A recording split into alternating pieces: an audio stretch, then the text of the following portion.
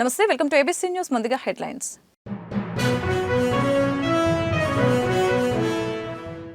రాఖీ పౌర్ణమి సందర్భంగా చంద్రబాబును కలిసిన పార్టీ మహిళా నేతలు, సీఎం చంద్రబాబుకు రాఖీలు కట్టిన మహిళా నేతలు, బ్రహ్మకుమారులు. మహిళా నేతలకి ధన్యవాదాలు తెలిపిన సీఎం.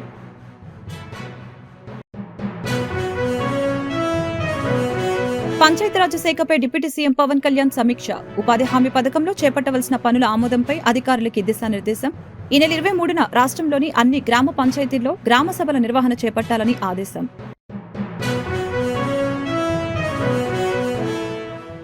మంత్రి నారా లోకేష్ కి రాఖీలు కట్టిన తెలుగు మహిళలు. మహిళా సంక్షేమం, భద్రతకి కూటమి ప్రభుత్వం ప్రాధాన్యతనిస్తుందని మంత్రి వెల్లడి.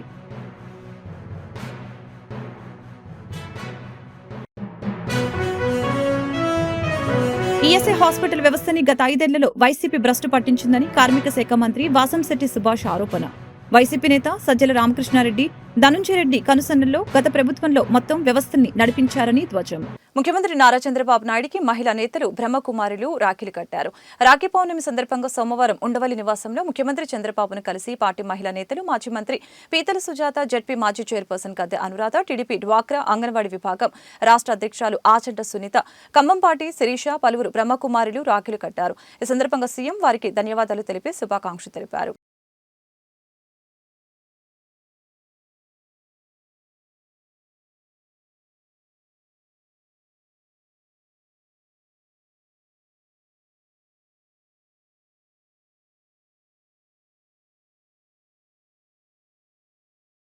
పంచాయతీరాజ్ శాఖపై డిప్యూటీ సీఎం పవన్ కళ్యాణ్ సమీక్ష సమావేశం నిర్వహించారు.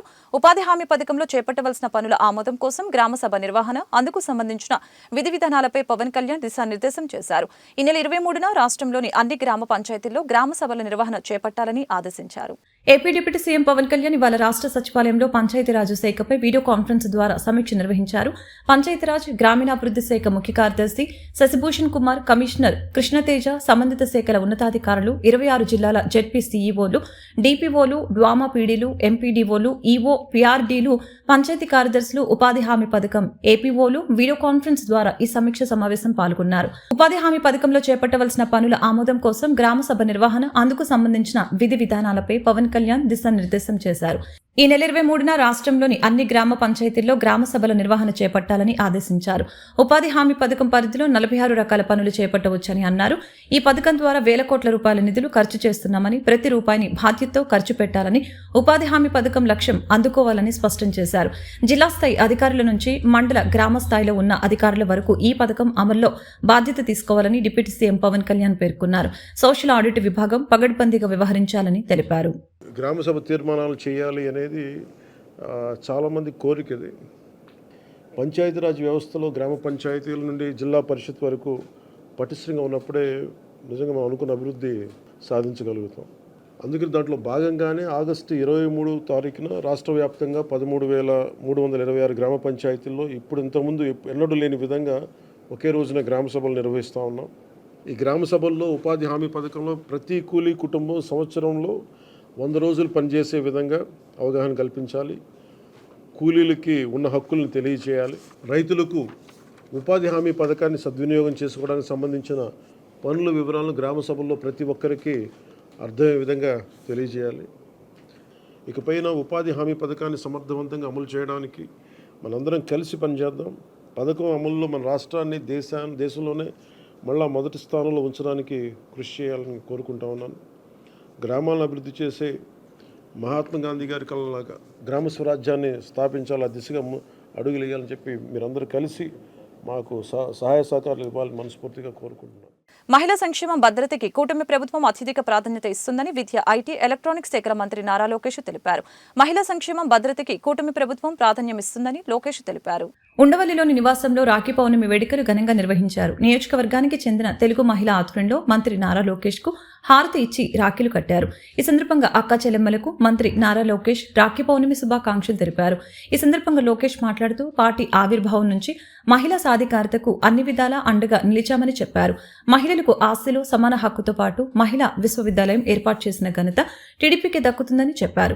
మంగళగిరి నియోజకవర్గంలో స్త్రీ శక్తి కార్యక్రమం ద్వారా మహిళల స్వయం ఉపాధికి కృషి చేశామని అన్నారు.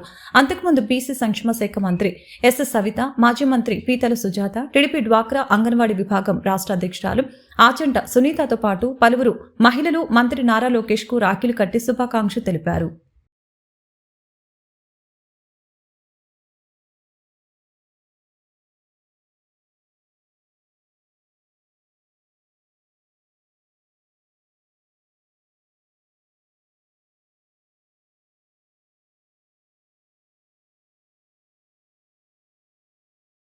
వరల్డ్ ఫోటోగ్రఫీ డే సందర్భంగా ముఖ్యమంత్రి నారా చంద్రబాబు నాయుడు ఫోటోగ్రాఫర్లకి శుభాకాంక్షలు తెలిపారు. ఉండవల్లిలోని తన నివాసంలో వివిధ పత్రికల్లో పనిచేసిన ఫోటో జర్నలిస్టులు ముఖ్యమంత్రి చంద్రబాబును కలిశారు. ఈ సందర్భంగా సీఎం వారిని ఆప్యాయంగా పలకరించారు. వారి చేతిలో కెమెరాను తీసుకుని స్వయంగా సీఎం ఫోటోలు క్లిక్ కనిపించారు. మీడియాలో ఫోటోగ్రఫీ విభాగంలో విధులు చాలా కష్టతరమని వ్యాఖ్యానించిన ముఖ్యమంత్రి చంద్రబాబు ఈ రంగంలో ప్రతిభ చూపుతున్న వారిని అభినందించారు. నాణ్యమైన సేవలతో ఫోటోగ్రఫీ రంగం బాగుండాలని సీఎం ఆకాంక్షించారు. ఈ కార్యక్రమంలో తెలుగు, ఇంగ్లీష్ పత్రికల్లో పనిచేస్తున్న సీనియర్ ఫోటో జర్నలిస్టులు పాల్గొన్నారు. దేవుడితో సమానమైన వైద్యులపై దాడులు చేయడం సరైంది కాదని టీడీపీ మహిళా నాయకురాలు డాక్టర్ శనక్కల రాజకుమారి హితో పలికారు. కలకత్తాలో ట్రైనీ వైద్యురాలు అత్యాచారం హత్య ఘటనకి నిరసనగా టీడీపీ మహిళా నాయకురాలు బీజేపీ మహిళా మోర్చాల సంయుక్త ఆధ్వర్యంలో గుంటూరు నాస్ సెంటర్ కూడలి నుంచి మార్కెట్లోని హిమ్ని సెంటర్ వరకు మౌన ప్రదర్శన కొవ్వొత్తుల ర్యాలీ శనివారం సాయంత్రం చేపట్టారు. ఈ సందర్భంగా డాక్టర్ రాజకుమారి మాట్లాడారు. ఆసుపత్రిలో విధులు నిర్వహిస్తున్న వైద్యులకి రక్షణ కల్పించాలని ఆవశ్యకత ప్రభుత్వాలపై ఉందని తెలిపారు. ప్రభుత్వ ఆసుపత్రిలో విధులు నిర్వహిస్తున్న వైద్యులకి, పారామెడికల్ సిబ్బందికి, నర్సులకి రక్షణ కల్పించాలని కోరారు. కలకత్తాలో ట్రైనీ వైద్యురాలపై అత్యాచారం హత్య చేసిన వారిపై కఠినంగా శిక్షించాలని ప్రధాని నరేంద్ర మోదీని ఆమె డిమాండ్ చేశారు. వైద్యురాలపై జరిగిన ఇటువంటి సంఘటన దేశంలో ఎక్కడ జరగకుండా ఉండేందుకు కేంద్ర, రాష్ట్ర ప్రభుత్వాలు కఠినమైన చట్టాలు అమలు చేసి తీరాలని ఆమె పేర్కొన్నారు.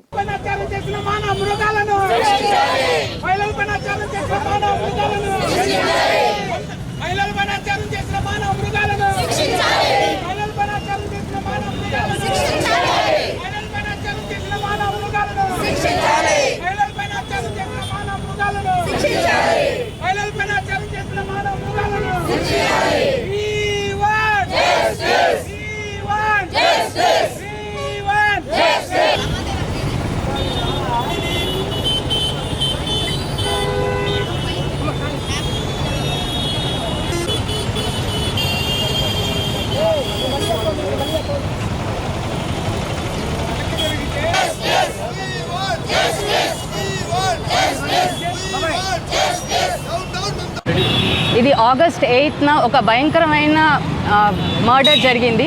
అది ఒక గవర్నమెంట్ హాస్పిటల్లో. డాక్టర్స్ అంటే ఎప్పుడు ఒక మనుషుల్ని రక్షిస్తానికి, వాళ్ళకి ట్రీట్మెంట్ ఇస్తానికే హాస్పిటల్లో వర్క్ చేస్తారు. ఒక అమ్మాయి చదువుకోవటానికి ఎంతో కష్టపడి డాక్టర్ అవుతుంది. అది ఒక 10th అయ్యి ఎంతో కాంపిటీషన్లో నిలబడి 12th స్టాండర్డ్ అయిపోయి మెడిసిన్ 5 years అయినాక పీజీ జాయిన్ అయ్యి వాళ్ళ పేరెంట్స్ ఆ అమ్మాయి చదువులు అయిపోయి వచ్చి ఆ పేరెంట్స్ని చూసుకుంటుందని ఎంతో ఆశతో ఎదురు చూస్తూ ఉంటారు.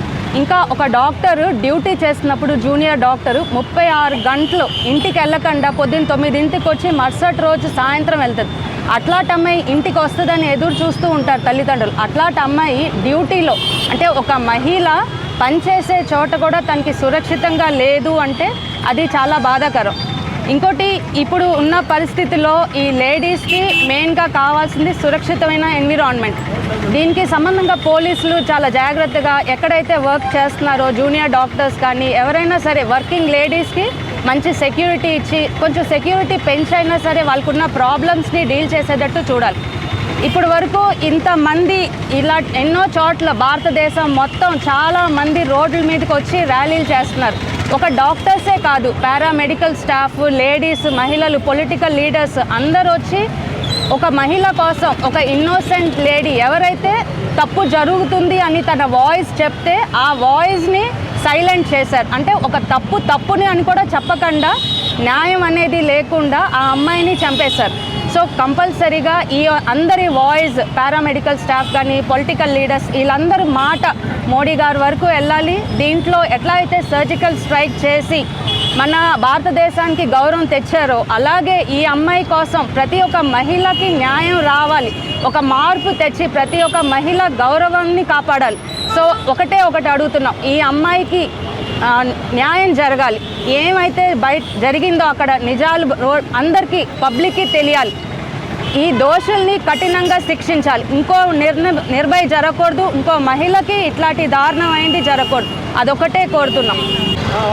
భారత్ మాతాకి వీ వాంట్ జస్టిస్ అంటూ ఈ రోజున మనం చూస్తున్నాం. దాదాపుగా ఆగస్టు 8న జరిగిన ఘోరమైన నీచ నికృష్ట సభ్య సమాజం సిగ్గుపడేలాగా మహిళల మీద జరుగుతున్న అఘాయిత్యాలు చూస్తుంటే ఇప్పటికే ఎన్నో రకాలుగా ఆవేదన చెందుతున్నారు మహిళలు.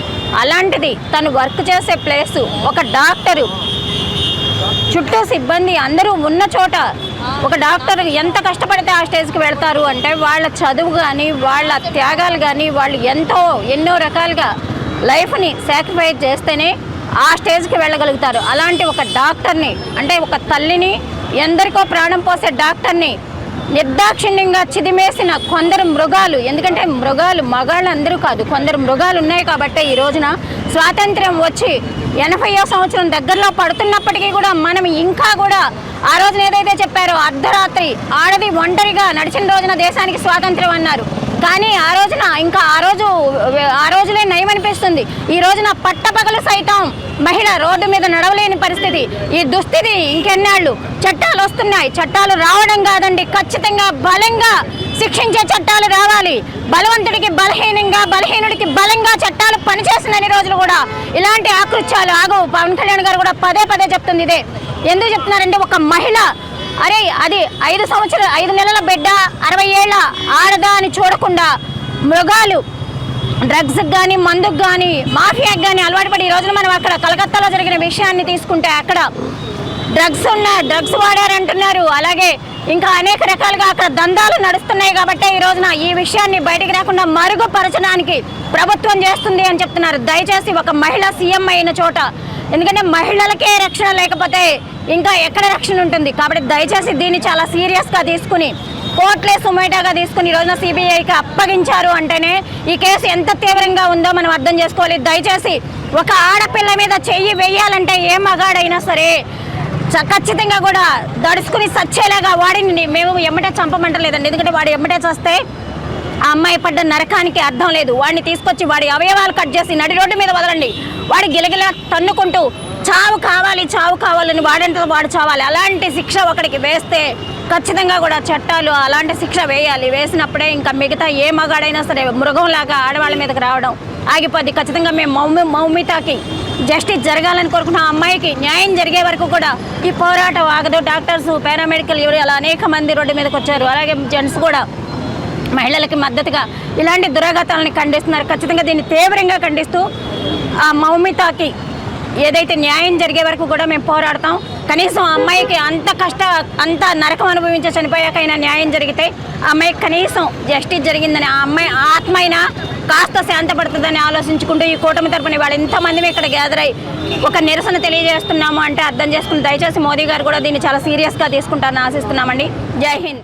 ఈరోజు గుంటూరు నగరంలో బీజేపీ తూర్పు నియోజకవర్గం కన్వీనర్ డాక్టర్ సనెక్కల ఉమాశంకర్ గారు ఏర్పాటు చేసిన బీజేపీ జెండా ఆవిష్కరణ కార్యక్రమానికి ముఖ్య అతిథులుగా విచ్చేసిన డాక్టర్ సనెక్కల అరుణ గారు, బీజేపీ గుంటూరు జిల్లా అధ్యక్షులు వనమా నరేంద్ర గారు విచ్చేసి జెండాను ఆవిష్కరించారు. సనెక్కల అరుణ గారు మాట్లాడుతూ గుంటూరు తూర్పు నియోజకవర్గంలో డాక్టర్ సనెక్కల ఉమాశంకర్ గారి ఆధ్వర్యంలో మరియు గుంటూరు జిల్లా అధ్యక్షులు వనమా నరేంద్ర గారు సూచనలతో బీజేపీ గుంటూరు తూర్పు నియోజకవర్గం ముందుకు వెళ్తుంది.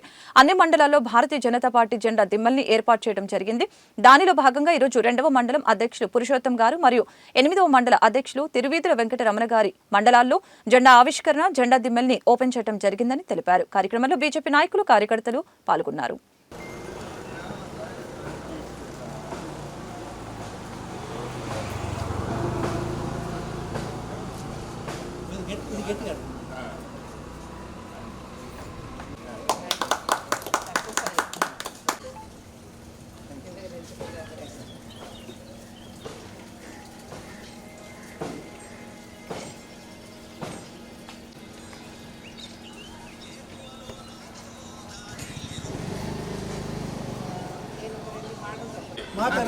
वंदे मातरम, भारत माता की जय, वंदिल्लाले मोदी का नायकत्व, वंदिल्लाले।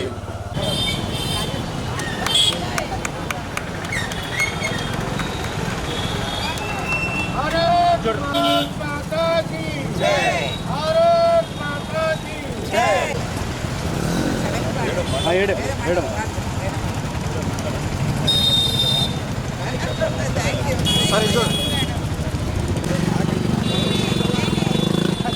చూడన్నా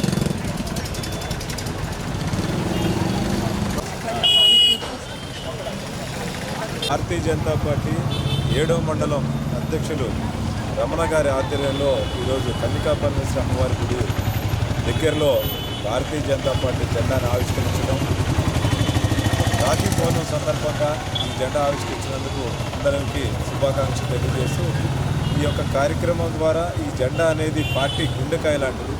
మరి గుంటూరు నగరంలోనే కన్నికాపరమేశ్వరి అమ్మవారి గుడి ఎంతో ప్రతిష్టగాంచింది. దాని సంగడగుంట ఈ ఏరియా ఏడుగురుడు అంతా కూడా చాలా విశిష్టమైనది. గతంలో కూడా భారతీయ జనతా పార్టీకి చాలా గట్టిగా కార్యకర్తలు అందుతున్నారు. మరి ఇలాంటి ప్రాంతంలో జెండా ఆవిష్కరణకి చేసిన రమణ గారికి ప్రత్యేక అభినందనలు తెలుపుతూ ఈ కార్యక్రమంకి ముఖ్య అతిథులుగా విచ్చేసి జెండా ఆవిష్కరించిన రమణ గారికి కూడా ప్రత్యేక శుభాభినందనలు తెలియజేస్తారు. 7వ మండలం బీజేపీ పార్టీ నాయకులందరికీ కూడా రాఖీ పౌర్ణమి శుభాకాంక్షలు. అట్లాగే మా అధ్యక్షుల వారికి శుభాకాంక్షలు తెలియజేస్తూ ఉన్నాను. నరేంద్ర గారికి శుభాకాంక్షలు తెలియజేస్తూ ఉన్నాను.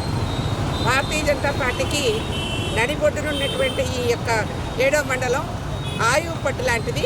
ఖచ్చితంగా వచ్చే ఎన్నికల్లో కార్పొరేటర్గా కానీ, మేయర్గా కానీ, ఎమ్మెల్యేగా కానీ మా భారతీయ జనతా పార్టీ అఖండ విజయంతో గెలుస్తుందని కూడా నేను తెలియజేస్తాను.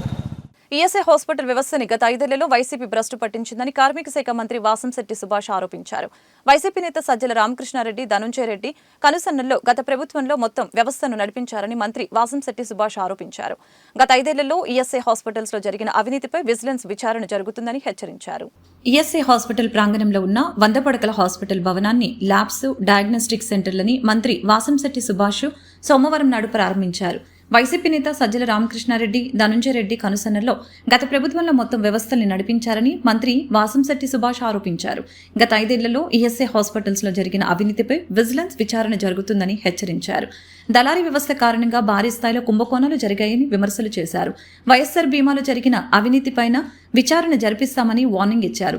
వైసీపీ ప్రభుత్వంలో టీడీపీ నాయకుల మీద కేసులు పెట్టి ఇబ్బంది పెట్టారని మంత్రి వాసంశెట్టి సుభాష్ గుర్తు చేశారు. చంద్రబాబుతో సహా అందరూ కడిగిన ముత్యంలాగా బయటకొచ్చారని చెప్పారు. మాజీ సీఎం వైసీపీ అధినేత వైఎస్ జగన్మోహన్ రెడ్డి తను చేసిన అవినీతి ఎక్కడ బయటపడుతుందో అని భయపడి అసెంబ్లీకి రావటం లేదని అన్నారు. జగన్ ఆ 10 స్థానాల్లో కూడా ఉండవని తేల్చి చెప్పారు. చివరికి ఆ పార్టీలో మిగిలిది జగన్ ఒక్కడేనని మంత్రి వాసంశెట్టి సుభాష్ విమర్శలు చేశారు. ఈ కార్యక్రమంలో ఎమ్మెల్యే గద్దె రామ్మోహన్ రావు తదితర నాయకులు, అధికారులు పాల్గొన్నారు.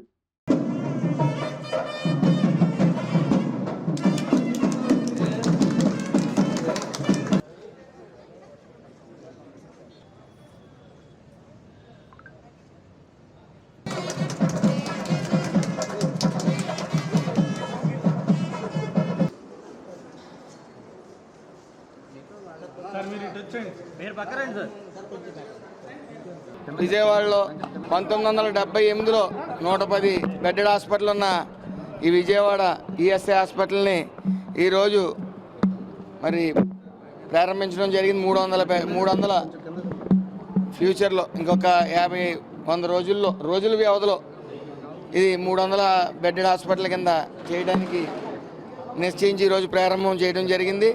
సుమారు 4,50,000 మంది ఇన్స్టిట్యూట్ పర్సన్స్ ఉన్నారు. డైలీ 300 నుంచి 350 వరకు ఓపీ జరుగుతూ ఉంది. గత 5 సంవత్సరాల్లో ఈఎస్ఐ హాస్పిటల్స్ని పట్టించుకున్న నాదుడే లేడి ప్రభుత్వం, వైఎస్ఆర్ ప్రభుత్వం పూర్తిగా నెగ్లిజెన్సీ అనేది ఈఎస్ఐ హాస్పిటల్స్లో ప్రత్యక్షంగా చూడవచ్చు. ఎక్విప్మెంట్ అనేది గత 5 సంవత్సరాలు ఎక్కడా లేదు. కొత్తగా ఎంప్లాయ్మెంట్ తీసుకున్న 5 సంవత్సరాల ఎంప్లాయ్మెంట్ తీసుకున్నది లేదు. పూర్తిగా వాళ్ళు చెప్పేది ఏంటంటే డాక్టర్ సరిగ్గా వైద్యం చేయట్లేదు, లేకపోతే స్టాఫ్ అటెండ్ అవ్వట్లేదని నెపం మాత్రం చూపించేవారు. ఈ ఎంప్లాయ్మెంట్ అనేది ఇవ్వకపోవడం వల్ల సమర్థవంతంగా ఈ పేషెంట్స్ పట్ల సరైన వైద్యం అందించడం కొద్ది లోపం అనేది కనపడ్డది గత 5 సంవత్సరాల్లో. ఎక్కడ చూసినా 5 సంవత్సరాల్లో అవినీతి మయం. అది ప్రతి రోగికి ఇంచుమించు 10 లక్షల వరకు కవర్ అవుతుంది ఈఎస్ఐ హాస్పిటల్స్లో. మరి అలాంటి దాన్ని మేము ఇప్పుడు ప్రతి 10 మంది దాటిన పరిశ్రమల్లో మా డిపార్ట్మెంట్ కిందకి తీసుకోవడం జరుగుతుంది. అలాగే ప్రతి ఒక్కరికి కూడా అది దానికి సంబంధించిన అధికారులు కూడా నియమించడం జరగాలని చంద్రబాబు నాయుడు గారికి విన్నపం చేసుకోవడం జరుగుతుంది. ఏదేమైనప్పటికీ రానున్న 5 సంవత్సరాల్లో సుమారు 20 నుంచి 25 లక్షల మంది కార్మికుల్ని ఈఎస్ఐ కింద తీసుకురావడానికి మేము ప్రయత్నిస్తాం. ఇవాళ ఈఎస్ఐ హాస్పిటల్ అనేది చాలా ముఖ్యమైనది కార్మికులకి, ఇటు రాష్ట్రం యొక్క ప్రతిష్ట కూడా. ఇది విజయవాడ నగరంలో ఆంధ్ర రాష్ట్రానికి విజయవాడ నగరం నడిబొడ్డు. విజయవాడ నగరంలో ఈ హాస్పిటల్ నడిబొడ్డున ఉండటమే కాకుండా 25 ఎకరాల ల్యాండ్ ఇక్కడ ఉండటం జరిగింది. 25 ఎకరాల ల్యాండ్ అంటే సుమారు 1000 కోట్ల పైగా విలువ కలిగిన ల్యాండ్ ఇక్కడ ఉంది. దీనిని అత్యాధునీకరణ చెందే విధంగా ఒక మంచి హాస్పిటల్ నిర్మాణం చేపట్టాలని కూడా ఈ ప్రభుత్వం తలపోస్తామని దీని ఇక్కడ 300 బెడ్ హాస్పిటల్ తీసుకొచ్చి అన్ని విభాగాల్ని పటిష్టపరిచి ఈ హాస్పిటల్లో వచ్చిన ప్రతి పేషెంట్ కూడా నమ్మకంగా చక్కగా తన ట్రీట్మెంట్ పొంది హాయిగా ఇంటికి వెళ్ళే విధంగా ఈ హాస్పిటల్ తీర్చిదిద్దాలని ఈ ప్రభుత్వం యొక్క సంకల్పం. అందుకే చక్కటి భవనాల నిర్మాణం కానివ్వండి, తర్వాత బెడ్ల నిర్మాణం ఇవన్నీ కూడా జరగబోతూ ఉన్నాయి. దీనికి కార్మిక రంగానికి అత్యధిక ప్రాముఖ్యత ఇచ్చి నారా చంద్రబాబు నాయుడు గారు, పవన్ కళ్యాణ్ గారు వీళ్ళందరూ కూడా కూటమి ప్రభుత్వం చక్కటి ప్రణాళిక ప్రభుత్వం ముందుకు తీసుకెళ్ళి అన్ని గత ప్రభుత్వంలో చేసిన తప్పులన్నీ కూడా సరిదిద్ది మంచి సంక్షేమం అందించడానికి కార్మికులు సిద్ధంగా ఉన్నాం. నేటి ఆధునిక కాలంలో స్పేస్ రీసెర్చ్ యొక్క ప్రాధాన్యత గణనీయంగా పెరిగిందని, వాతావరణ సహజ వనరుల పరిరక్షణ, జల వనరుల వినియోగం వంటి అనేక విషయాల్లో స్పేస్ రీసెర్చ్ ఎంతో ఉపయోగపడుతుందని విజయవాడ ఎంపీ కేశినేని చిన్ని స్పష్టం చేశారు. ప్రధాని మోదీ స్పేస్ రీసెర్చ్ యొక్క ప్రాధాన్యతను గుర్తించి దేశాన్ని ప్రపంచ దేశాలలో అగ్రగామిగా నిలపాలన్న లక్ష్యంతో పనిచేస్తున్నారని చెప్పారు. ఆగస్టు 23 జాతీయ అంతరిక్ష దినోత్సవం సందర్భంగా రాష్ట్ర జల వనరుల శాఖ ఆధ్వర్యంలో నగరంలోని క్షేత్రీయ కళాక్షేత్రంలో ఘనంగా వేడుకల్ని నిర్వహించడం జరిగింది. ఈ కార్యక్రమానికి విజయవాడ ఎంపీ కేశినేని శివనాథ్ ముఖ్య అతిథిగా హాజరై వేడుకల్ని ప్రారంభించారు. ఈ సందర్భంగా ఆయన మాట్లాడుతూ నేటి ఆధునిక యుగంలో స్పేస్ రీసెర్చ్ యొక్క ప్రాధాన్యత గణనీయంగా పెరిగిందని, ప్రధాని మోదీ స్పేస్ రీసెర్చ్ యొక్క ప్రాధాన్యతను తెలుసుకొని దాన్ని వినియోగించుకోవడం ద్వారా దేశాన్ని ప్రపంచ దేశాలలోని అగ్రగామిగా నిలిపాలన్న లక్ష్యంతో కృషి చేస్తున్నారని తెలియజేశారు. చంద్రయాన్ సంపూర్ణంగా సక్సెస్ అయిన ఆగస్టు 23న జాతీయ అంతరిక్ష దినోత్సవ దినంగా ప్రధాని ప్రకటించారని తెలిపారు. స్పేస్ రీసెర్చ్ పై విద్యార్థులకి, పౌరులకి అవగాహన తీసుకొని రావాల్సిన అవసరం ఎంతైనా ఉందని తెలిపారు. ఇందుకోసం ప్రత్యేక కార్యాచరణ ద్వారా కార్యక్రమాలు నిర్వహించాలని అన్నారు. జల వనరుల శాఖ రాష్ట్రంలో మొట్టమొదటిసారిగా జాతీయ అంతరిక్ష దినోత్సవ వేడుకలు నిర్వహించడం సంతోషంగా ఉందని తెలిపారు. సహజ వనరుల పరిరక్షణ, ముఖ్యంగా జల వనరుల పర్యవేక్షణ, నిర్వహణ కోసం అంతరిక్ష సాంకేతిక పరిజ్ఞానంపై అవగాహన పెరగాలని తెలిపారు.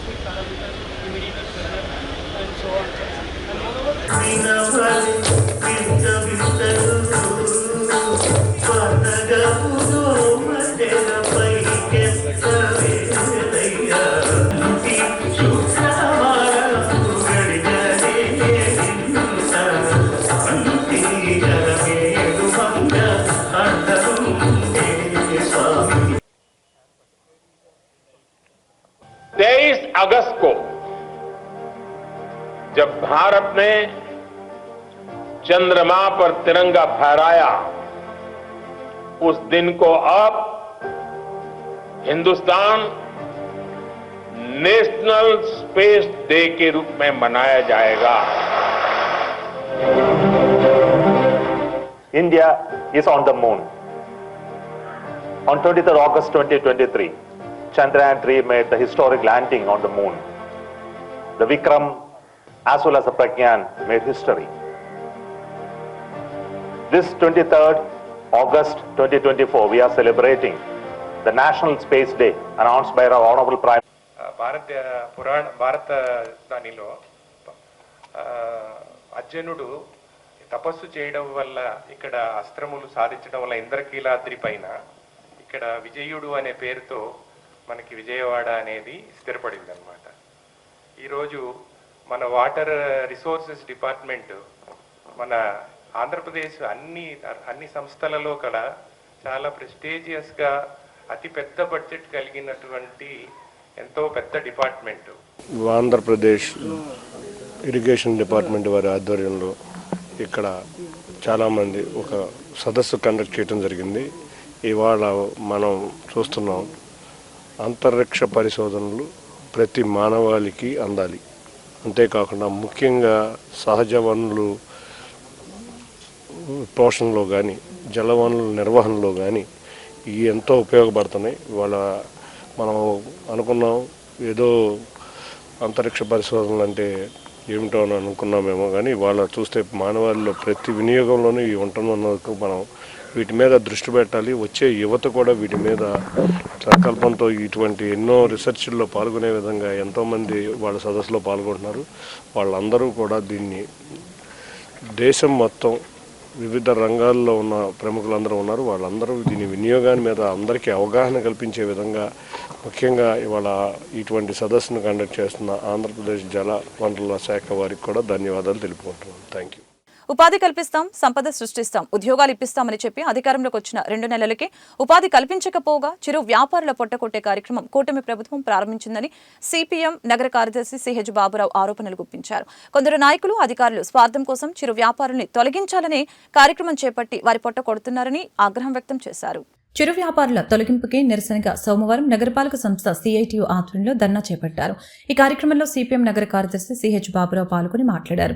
సంపద సృష్టిస్తాం, ఉపాధి కల్పిస్తాం, ఉద్యోగాలు ఇప్పిస్తాం అంటూ అధికారంలోకి వచ్చిన కూటమి ఉపాధి కల్పన, సంపద సృష్టించడం పక్కన పెట్టి వ్యాపారులపై తమ ప్రతాపం చూపించే కార్యక్రమాన్ని చేపట్టడాన్ని తీవ్రంగా ఖండిస్తున్నట్లు తెలిపారు. చిరు వ్యాపారులకు అండగా ఉంటామని చెప్పి హామీలను గాలికి వదిలివేశారని అన్నారు. ముద్రా రుణాలు ఇస్తామని చెప్పి అవి చిరు వ్యాపారులకి అందుబాటులో లేకుండా చేశారని అన్నారు. కొందరు స్వార్థం కోసం చేస్తున్న దుర్మార్గపు చర్యల్ని తీవ్రంగా ఖండిస్తున్నట్లు తెలిపారు. ఇదే విధంగా కొనసాగితే పోరుబాట పట్టాల్సి వస్తుందని ప్రభుత్వాన్ని హెచ్చరించారు.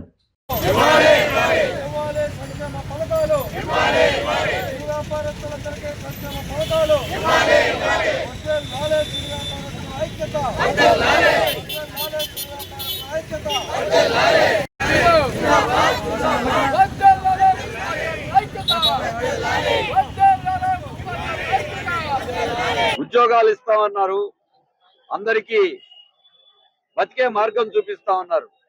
కానీ 2 నెలల గడవక ముందే రోడ్ల మీద వ్యాపారం చేసుకుని బతికేటువంటి చిరు వ్యాపారులు కొట్టగొడతా ఉన్నారు.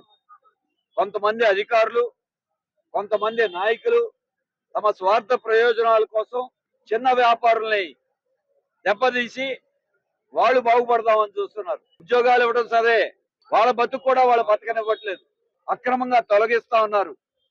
ఇటువంటి చర్యలు మానుకోండి.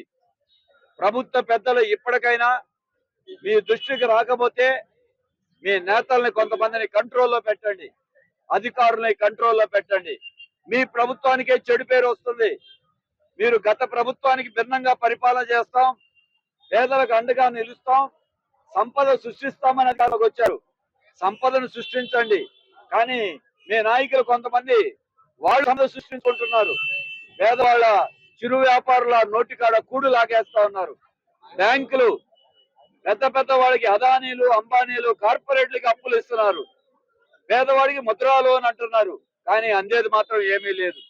అందుకే చిరు వ్యాపారులు బతకడానికి, వ్యాపారం చేసుకోవటానికి సబ్సిడీతో ఉన్న లోన్లు ఇవ్వాలని ఎప్పటి నుంచో గగ్గోలు పెడుతున్న బడా కంపెనీలకి మోడీ ప్రభుత్వం 10 లక్షల కోట్ల రూపాయలు అప్పులు రద్దు చేసింది. వీళ్ళు అప్పులు కడతాం, మాకు సబ్సిడీతో లోన్లు ఇవ్వమంటే లోన్లు ఇవ్వట్ల. ప్రభుత్వంలో ఉన్న పెద్దలు జరిగే తప్పుల్ని అరికట్టి పేదవాడికి, వీధి వ్యాపారాలకి రక్షణ కల్పించాలని సిఐటి తరఫున డిమాండ్ చేస్తాం.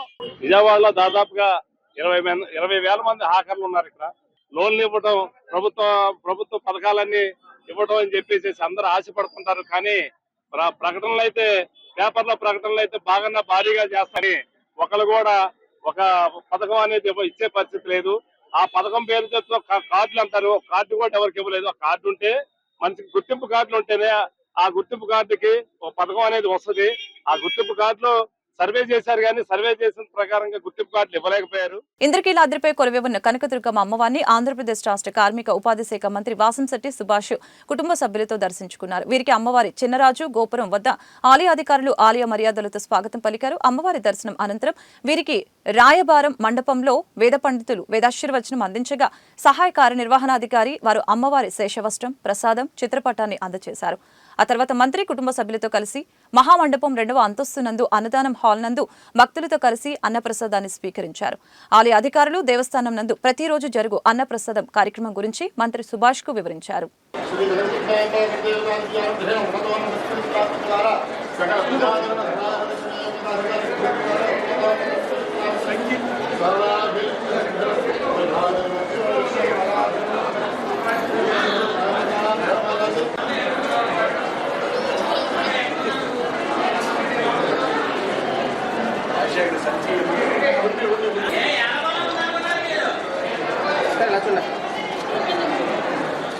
రాఖీ పౌర్ణమి సందర్భంగా దుర్గగుడి ఘాట్ రోడ్లోని శ్రీ కామధేను అమ్మవారి ఆలయం వద్ద ఆలయ వైదిక సిబ్బందిచే శాస్త్రోక్తంగా పూజా కార్యక్రమాలు నిర్వహించడం జరిగింది.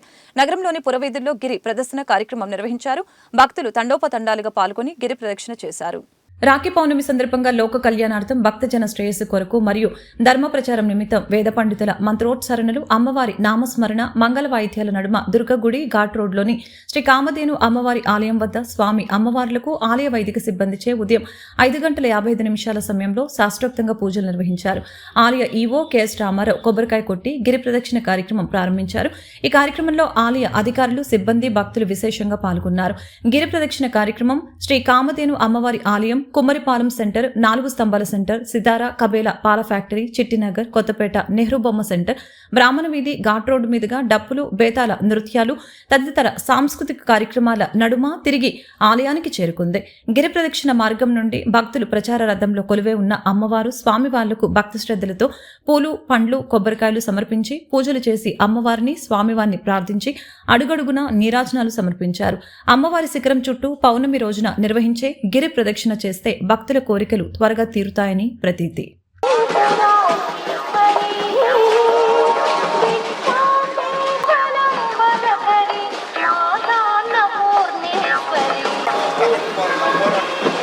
ఈరోజు శ్రావణ పౌర్ణిమ సందర్భంగా విశేషంగా గిరి ప్రదక్షిణ కార్యక్రమం ప్రారంభమవుతోంది. భక్తులు చాలా ఆనంద ఉత్సాహాలతో ఈ కార్యక్రమంలో పాల్గొంటూ ఉన్నారు. అమ్మవారి గిరి ప్రదక్షిణ చేసి అమ్మవారిని దర్శించుకొని ఈ మంచి రోజున అమ్మవారి యొక్క ఆశీర్వాదాలు పొందాలనే ప్రయత్నంతో వందలాదిగా భక్తులు ఇక్కడికి విచ్చేసి ఉన్నారు. మరి ఈ దేవస్థానం యథాప్రకారంగా. వార్తలు ముగించే ముందు ముఖ్యాంశాలు మరొకసారి.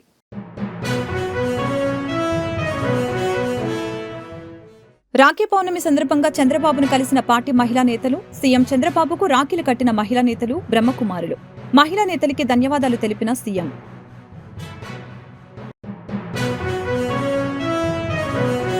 పంచాయతీరాజ్ శాఖపై డిప్యూటీ సీఎం పవన్ కళ్యాణ్ సమీక్ష. ఉపాధి హామీ పథకంలో చేపట్టవలసిన పనుల ఆమోదంపై అధికారులకి దిశానిర్దేశం.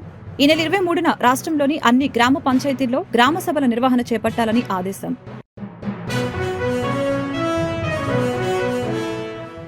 మంత్రి నారా లోకేష్ కి రాఖీలు కట్టిన తెలుగు మహిళలు. మహిళా సంక్షేమం, భద్రతకి కూటమి ప్రభుత్వం ప్రాధాన్యతనిస్తుందని మంత్రి వెల్లడి.